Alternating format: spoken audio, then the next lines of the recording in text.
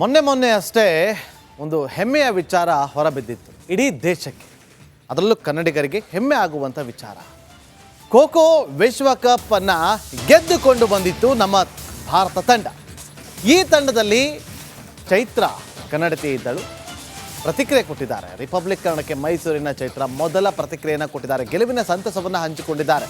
ಖೋ ಆಟಗಾರ್ತಿ ಕೇಂದ್ರ ರಾಜ್ಯ ಸರ್ಕಾರ ನಮ್ಮನ್ನು ಬೆಂಬಲಿಸಬೇಕು ಅಂತೇಳಿ ಮನವಿಯನ್ನು ಮಾಡಿಕೊಂಡಿದ್ದಾರೆ. ಇದೇ ಸಂದರ್ಭದಲ್ಲಿ ರಿಪಬ್ಲಿಕ್ ಕನ್ನಡದ ಜೊತೆ ಗೆಲುವಿನ ಸಂತಸವನ್ನು ಹಂಚಿಕೊಂಡಂತಹ ಚೈತ್ರ ಮತ್ತೊಂದು ಕಡೆ ಅವರು ಕೇಂದ್ರ ಹಾಗೂ ರಾಜ್ಯ ಸರ್ಕಾರ ಬೆಂಬಲ ಕೊಡಬೇಕು ಅಂತೇಳಿ. ಕರ್ನಾಟಕದಲ್ಲಿ ತುಂಬ ಪ್ರತಿಭೆಗಳಿದ್ದಾರೆ, ಕ್ರೀಡೆಯಲ್ಲಿ ತೊಡಗಿಸಿಕೊಳ್ಳೋರು, ಕ್ರೀಡೆಯಲ್ಲಿ ತೊಡಗಿಸಿಕೊಂಡಿರೋರು ಎಲ್ಲರೂ.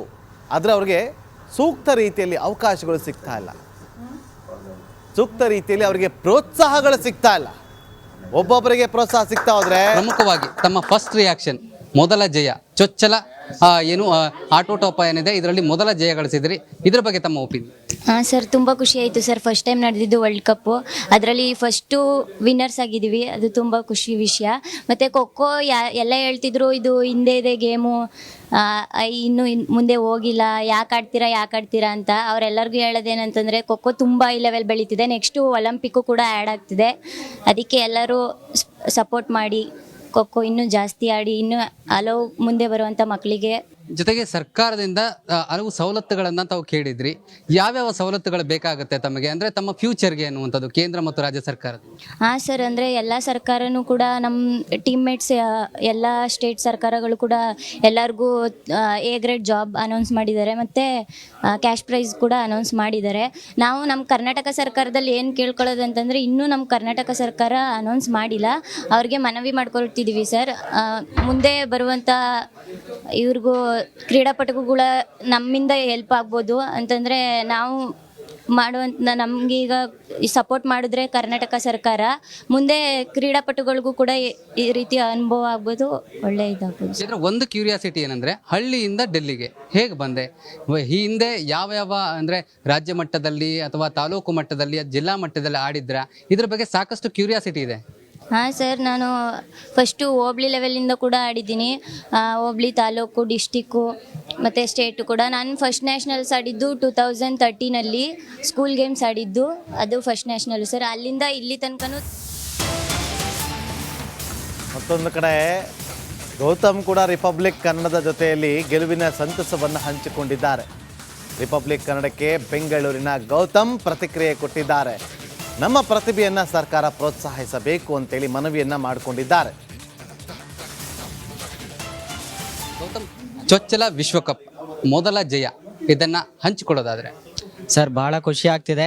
ನಮ್ಮ ಗೇಮು ಅಂದರೆ ನಮ್ಮ ಇಂಡಿಯಾ ಗೇಮು, ನಾವು ಹೋಗಿ ಬರೀ ಬೇರೆ ದೇಶದ ಗೇಮ್ ಇಲ್ಲಿ ಆಡಿ ಒಲಿಂಪಿಕ್ಸಲ್ಲಿ ಮೆಡಲ್ ಬರ್ತಿಲ್ಲ, ನಮಗೆ ಇಂಡಿಯಾಗೆ ಯಾವುದೇ ರೀತಿ ಸಕ್ಸಸ್ ಸಿಗ್ತಿಲ್ಲ ಅಂತ ಹೇಳೋ ಟೈಮಲ್ಲಿ ನಮ್ಮ ಒಂದು ಕ್ರೀಡೆ ಎಲ್ಲ ದೇಶದವರು ಅದನ್ನು ಒಪ್ಕೊಂಡು ಬಂದು ರೆಪ್ರೆಸೆಂಟ್ ಮಾಡಿ ಇದು ಫಸ್ಟ್ ವರ್ಲ್ಡ್ ಕಪ್ಪಲ್ಲೇ ನಾವು ಗೆದ್ದಿರೋದು ಭಾಳ ಸಂತೋಷ ಇದೆ ಸರ್. ಯಾಕಂದರೆ 17 ವರ್ಷದಿಂದ ಖೋ ಆಡ್ತಾ ಇದ್ದೀನಿ.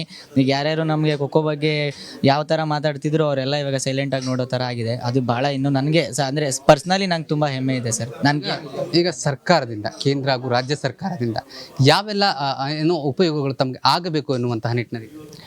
ಸರ್, ಕೇಂದ್ರ ಸರ್ಕಾರ ಮತ್ತು ರಾಜ್ಯ ಸರ್ಕಾರದಲ್ಲಿ ಕೇಳ್ಕೊಳ್ಳೋದೇನೆಂದರೆ, ಒಂದು ಸ್ಟೇಟಲ್ಲಿ ಇವಾಗ ನೀವು ಏನು ಪ್ರೊವೈಡ್ ಮಾಡ್ತಿದ್ದಾರೆ ಮಕ್ಕಳಿಗೆ, ಅದನ್ನು ಕೂಡ ನಮಗೂ ಸಿಗಬೇಕು ಅಂತ ಹೇಳಿ. ಯಾಕಂದರೆ ಇವಾಗ ನೋಡಿ ಸರ್, ಎಲ್ಲ ಸ್ಪೋರ್ಟ್ಸಲ್ಲೂ ಎಲ್ಲ ಸ್ಟೇಟಲ್ಲೂ ಇವಾಗ ಗೆದ್ದಿದ ತಕ್ಷಣ ಫಸ್ಟೇ ವಿಶ್ ಮಾಡೋದ್ರ ಜೊತೆಗೆ ಒಂದು ಕ್ರಿಕೆಟ್ ನಾನು ಕನ್ಸಿಡರ್ ಮಾಡೋದಾದರೆ, ಕ್ರಿಕೆಟ್ ಆಗಿ ಇವಾಗ ನೋಡಿ ಇನ್ನೂ ಲಾಸ್ಟ್ ಬಾಲ್ ಆಗಿರಲ್ಲ, ಆಗಲೇ ಟ್ವಿಟರ್ ಬರ್ತಿರುತ್ತೆ, ಅವ್ರಿಗೆ ಟ್ವೀಟ್ ಮಾಡ್ತಿರ್ತಾರೆ ಇಷ್ಟು ಕೋಟಿ ಪ್ರೊವೈಡ್ ಮಾಡ್ತೀವಿ ಅಂತೇಳಿ. ಸೊ ಒಲಿಂಪಿಕ್ಸ್ ಅಂತ ಗೇಮ್ ಇವಾಗ ನಾವು ಈ ದೇಶ ಅನ್ನೋದು ನಮಗೆ ಕ್ರಿಕೆಟ್ ಒಂದೇ ಅಲ್ಲ, ಬಟ್ ಎಲ್ಲ ಸ್ಪೋರ್ಟ್ಸು ಇರುತ್ತೆ. ಸೊ ನಮಗೆ ಇವಾಗ ಏನು ಬೇರೆ ಸ್ಟೇಟ್ಗಳಲ್ಲಿ ಪ್ರೊವೈಡ್ ಮಾಡ್ತಿದ್ದಾರೆ ಸರ್. ಇವಾಗ ನಾನು 2-3 ಸ್ಟೇಟ್ ಹೇಳ್ತೀನಿ, ತುಂಬ ಹೇಳೋಕ್ಕಾಗಲ್ಲ. UP, ಹರಿಯಾಣ ಮತ್ತು ಮಹಾರಾಷ್ಟ್ರದಲ್ಲಿ 2 ಕೋಟಿ ಅನೌನ್ಸ್ ಮಾಡಿದ್ದಾರೆ, ಮತ್ತು ಕ್ಲಾಸ್ ಎ ಜಾಬ್ ಅನೌನ್ಸ್ ಮಾಡಿದ್ದಾರೆ. ಸೊ ಯಾಕಂದರೆ ಅಲ್ಲಿ CM ಕೂಡ ಅವರೇ ಖುದ್ದು ಪೋಸ್ಟ್ ಮಾಡಿದ್ದಾರೆ ಮಹಾರಾಷ್ಟ್ರದಲ್ಲಿ. ಯಾಕಂದರೆ ನಾಳೆ ತುರ್ತು ಸಚಿವ ಸಂಪುಟ ಸಭೆಯನ್ನು ಕರೆದಂಥ CM ಸಿದ್ದರಾಮಯ್ಯರು ಬಹಳ ಕುತೂಹಲ ಕೇಳಿಸ್ತಾ ಇದೆ. ರಸ್ತೆ ವಿಸ್ತರಣೆ ಕೈ ಬಿಡಲು ಮುಂದಾಯ್ತಾ ಸರ್ಕಾರ ಅನ್ನೋ ಪ್ರಶ್ನೆ ಉದ್ಭವ ಆಗ್ತಾ ಇದೆ. ಬೆಂಗಳೂರು ಅರಮನೆ ರಸ್ತೆ TDR ತಂದಿಟ್ಟ ಪೀಕಲಾಟ ಈಗ. ಈ ಒಂದು ಕಾರಣಕ್ಕೋಸ್ಕರ ನಾಳೆ ತುರ್ತು ಸಚಿವ ಸಂಪುಟ ಸಭೆಯನ್ನ ಕರೆದಿದ್ದಾರೆ. ಸುಪ್ರೀಂ ಕೋರ್ಟ್ ಆದೇಶದಿಂದ ಪಾರಾಗಲು ಸಭೆಯನ್ನ ಕರೆದಿದ್ದಾರೆ. ಟಿಡಿಆರ್ ಬಗ್ಗೆ ಸಚಿವ ಸಂಪುಟ ಸಮಗ್ರ ಚರ್ಚೆ ಮಾಡಲಾಗುತ್ತೆ. ಹಿರಿಯ ವಕೀಲರು ಸಚಿವರ ಜೊತೆ ಸಿಎಂ ಚರ್ಚೆಯನ್ನ ಮಾಡಲಿದ್ದಾರೆ. ಮತ್ತಷ್ಟು ಮಾಹಿತಿಯನ್ನು ಕೊಡೋದಕ್ಕೆ ನಮ್ಮ ಪೊಲಿಟಿಕಲ್ ಬ್ಯೂರೋ ಹೆಡ್ ಆಗಿರುವಂಥ ವಿಜಯ್ ಫೋನ್ ಸಂಪರ್ಕದಲ್ಲಿ ಜಾಯ್ನ್ ಆಗಿದ್ದಾರೆ. ವಿಜಯ್, ನಾಳೆ ತುರ್ತು ಸಭೆ ಕರೆದಿದ್ದಾರೆ. ಈ ರಸ್ತೆ ವಿಸ್ತರಣೆ ವಿಚಾರವಾಗಿ ಕೈ ಬಿಡೋದಕ್ಕೆ ಮುಂದಾಗಿದೆಯಾ ಸರ್ಕಾರ ಅನ್ನೋ ಪ್ರಶ್ನೆ ಉದ್ಭವ ಆಗ್ತಾ ಇದೆ. ವಿಜಯ್, ಖಂಡಿತವಾಗ್ಲೂ ನಾಗೇಂದ್ರ ಬಾಬು ನಾಳೆ ಮಹತ್ವದ ಸಚಿವ ಸಂಪುಟ ಅಂದ್ರೆ ತುರ್ತು ಸಚಿವ ಸಂಪುಟ ಸಭೆ ಕರೆದಿರುವಂತದ್ದು.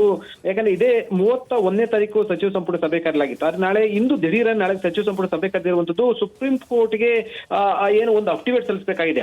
ಅಂದ್ರೆ ಏನು ಬೆಂಗಳೂರು ಮತ್ತು ಬಳ್ಳಾರಿ ರಸ್ತೆ ಇದೆ, ಅಂದ್ರೆ ಏನು ಪ್ಯಾಲೇಸ್ ರೋಡ್ ಅಂತ ಕರೀತಾರೆ, ಅಲ್ಲಿ ಸಂಬಂಧಪಟ್ಟಂತೆ ಅರಮನೆ ಮೈದಾನವನ್ನು ರಸ್ತೆ ಅಗಲೀಕರಣ ಸಂಬಂಧಪಟ್ಟಂತೆ ಅರಮನೆ ಮೈದಾನ ಸಂಬಂಧಪಟ್ಟಂತೆ ಏನು ಅದನ್ನ ತೆಗೆದುಕೊಳ್ಳಲಾಗಿತ್ತು. ಅದಕ್ಕೆ ರಾಜವಂಶಸ್ಥರಿಗೆ ಅಂದ್ರೆ ಏನು ಅರಮನೆ ಏನು ಭೂಮಿಯ ಏನು ಸಂಬಂಧಪಟ್ಟಂತೆ ನರಸಿಂಹರಾಜ ಒಡೆಯರ್ ಅವರ ವಾರಸುದಾರರಿಗೆ ಕರ್ನಾಟಕ ಮುದ್ರಾಂಕ ಕಾಯ್ದೆ ಪ್ರಕಾರ ಅಂದ್ರೆ TDR ಸಂಬಂಧಪಟ್ಟಂತೆ ಸುಮಾರು 3,000 ಕೋಟಿ ರೂಪಾಯಿಯನ್ನ ಪಾವತಿ ಮಾಡಬೇಕಾಗಿದೆ. ಸುಪ್ರೀಂ ಕೋರ್ಟ್ ನಿರ್ದೇಶನ ಕೊಡಿದೆ. ಈ ಹಿನ್ನೆಲೆಯಲ್ಲಿ ಅದಕ್ಕೆ ಸಂಬಂಧಪಟ್ಟಂತೆ ಸರ್ಕಾರಕ್ಕೆ 3,000 ಕೋಟಿ ಕೊಡುವ ಸಂಬಂಧಪಟ್ಟಂತೆ ಸರ್ಕಾರ ಈಗ ಅದು ಹೆಚ್ಚಾದ ಹಿನ್ನೆಲೆ ಆ ಒಂದು ಹಣ ಇದೇ ಸಂಪೂರ್ಣವಾಗಿ ಈ ಯೋಜನೆ ಕೈ ಬಿಡುವ ಸಂಬಂಧಪಟ್ಟಂತೆ ಏನಿದೆ TDR ನ ವಾಪಸ್ ತೆಗೆದುಕೊಳ್ಳೋ ಸಂಬಂಧಪಟ್ಟಂತೆ ಅದು ನಾಳೆ ಏನು ಸುಪ್ರೀಂ ಕೋರ್ಟ್ಗೆ ಏನು ಒಂದು ಅರ್ಜಿಯನ್ನು ಸಲ್ಲಿಸಬೇಕಾಗಿದೆ, ಅಫಿಡವಿಟ್ ಸಲ್ಲಿಸಬೇಕಾಗಿದೆ. ಈ ಸಂಬಂಧಪಟ್ಟಂತೆ ನಾಳೆ ಸಚಿವ ಸಂಪುಟ ಸಭೆಯಲ್ಲಿ ಈ ಬಗ್ಗೆ ನಿರ್ಧಾರ ಕೈಗೊಂಡು ಸುಪ್ರೀಂ ಕೋರ್ಟ್ಗೆ ಅಫಿಡವಿಟ್ ಸಲ್ಲಿಸುವ ಸಂಬಂಧಪಟ್ಟಂತೆ ನಾಳೆ ಸಚಿವ ಸಂಪುಟ ಸಭೆ ಕರೆದಿರುವುದು. ಅಂದ್ರೆ ಅರಮನೆ ರಸ್ತೆ ವಿಸ್ತರಣೆಯನ್ನ ನಿರ್ಧಾರವನ್ನು ಕೈ ಬಿಡೋದಕ್ಕೆ ತೀರ್ಮಾನ ಆಗಿರುತ್ತೋ ಆ ಅರಮನೆ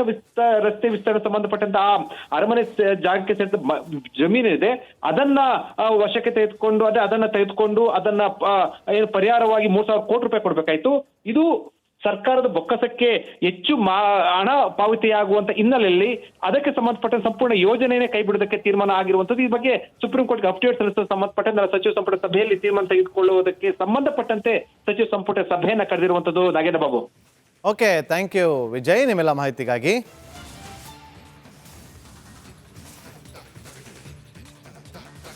ಮೊನ್ನೆ ಅಷ್ಟೇ ಒಂದು ಹೆಮ್ಮೆಯ ವಿಚಾರ ಹೊರಬಿದ್ದಿತ್ತು ಇಡೀ ದೇಶಕ್ಕೆ, ಅದರಲ್ಲೂ ಕನ್ನಡಿಗರಿಗೆ ಹೆಮ್ಮೆ ಆಗುವಂಥ ವಿಚಾರ. ಖೋ ವಿಶ್ವಕಪ್ ಅನ್ನು ಗೆದ್ದುಕೊಂಡು ಬಂದಿತ್ತು ನಮ್ಮ ಭಾರತ ತಂಡ. ಈ ತಂಡದಲ್ಲಿ ಚೈತ್ರ ಕನ್ನಡತಿ ಇದ್ದಳು, ಪ್ರತಿಕ್ರಿಯೆ ಕೊಟ್ಟಿದ್ದಾರೆ. ರಿಪಬ್ಲಿಕ್ ಕನ್ನಡಕ್ಕೆ ಮೈಸೂರಿನ ಚೈತ್ರ ಮೊದಲ ಪ್ರತಿಕ್ರಿಯೆಯನ್ನು ಕೊಟ್ಟಿದ್ದಾರೆ. ಗೆಲುವಿನ ಸಂತಸವನ್ನು ಹಂಚಿಕೊಂಡಿದ್ದಾರೆ. ಖೋ ಆಟಗಾರ್ತಿ, ಕೇಂದ್ರ ರಾಜ್ಯ ಸರ್ಕಾರ ನಮ್ಮನ್ನು ಬೆಂಬಲಿಸಬೇಕು. ನಾಳೆ ತುರ್ತು ಸಚಿವ ಸಂಪುಟ ಸಭೆಯನ್ನು ಕರೆದಂಥ CM ಸಿದ್ದರಾಮಯ್ಯರು ಬಹಳ ಕುತೂಹಲ ಕೇಳಿಸ್ತಾ ಇದೆ. ರಸ್ತೆ ವಿಸ್ತರಣೆ ಕೈ ಬಿಡಲು ಮುಂದಾಯ್ತಾ ಸರ್ಕಾರ ಅನ್ನೋ ಪ್ರಶ್ನೆ ಉದ್ಭವ ಆಗ್ತಾ ಇದೆ. ಬೆಂಗಳೂರು ಅರಮನೆ ರಸ್ತೆ TDR ತಂದಿಟ್ಟ ಪೀಕಲಾಟ ಈಗ. ಈ ಒಂದು ಕಾರಣಕ್ಕೋಸ್ಕರ ನಾಳೆ ತುರ್ತು ಸಚಿವ ಸಂಪುಟ ಸಭೆಯನ್ನ ಕರೆದಿದ್ದಾರೆ. ಸುಪ್ರೀಂ ಕೋರ್ಟ್ ಆದೇಶದಿಂದ ಪಾರಾಗಲು ಸಭೆಯನ್ನ ಕರೆದಿದ್ದಾರೆ. TDR ಬಗ್ಗೆ ಸಚಿವ ಸಂಪುಟ ಸಮಗ್ರ ಚರ್ಚೆ ಮಾಡಲಾಗುತ್ತೆ. ಹಿರಿಯ ವಕೀಲರು ಸಚಿವರ ಜೊತೆ ಸಿಎಂ ಚರ್ಚೆಯನ್ನ ಮಾಡಲಿದ್ದಾರೆ. ಮತ್ತಷ್ಟು ಮಾಹಿತಿಯನ್ನು ಕೊಡೋದಕ್ಕೆ ನಮ್ಮ ಪೊಲಿಟಿಕಲ್ ಬ್ಯೂರೋ ಹೆಡ್ ಆಗಿರುವಂಥ ವಿಜಯ್ ಫೋನ್ ಸಂಪರ್ಕದಲ್ಲಿ ಜಾಯ್ನ್ ಆಗಿದ್ದಾರೆ. ವಿಜಯ್, ನಾಳೆ ತುರ್ತು ಸಭೆ ಕರೆದಿದ್ದಾರೆ. ಈ ರಸ್ತೆ ವಿಸ್ತರಣೆ ವಿಚಾರವಾಗಿ ಕೈ ಬಿಡೋದಕ್ಕೆ ಮುಂದಾಗಿದೆಯಾ ಸರ್ಕಾರ ಅನ್ನೋ ಪ್ರಶ್ನೆ ಉದ್ಭವ ಆಗ್ತಾ ಇದೆ. ವಿಜಯ್, ಖಂಡಿತವಾಗ್ಲೂ ನಾಗೇಂದ್ರ ಬಾಬು ನಾಳೆ ಮಹತ್ವದ ಸಚಿವ ಸಂಪುಟ ಅಂದ್ರೆ ತುರ್ತು ಸಚಿವ ಸಂಪುಟ ಸಭೆ ಕರೆದಿರುವಂತದ್ದು. ಯಾಕಂದ್ರೆ ಇದೇ 31ನೇ ತಾರೀಕು ಸಚಿವ ಸಂಪುಟ ಸಭೆ ಕರೆಯಲಾಗಿತ್ತು. ಆದ್ರೆ ಇಂದು ದಿಢೀರ ನಾಳೆ ಸಚಿವ ಸಂಪುಟ ಸಭೆ ಕರೆದಿರುವಂತದ್ದು ಸುಪ್ರೀಂ ಕೋರ್ಟ್ಗೆ ಏನು ಒಂದು ಅಫಿಡವಿಟ್ ಸಲ್ಲಿಸಬೇಕಾಗಿದೆ.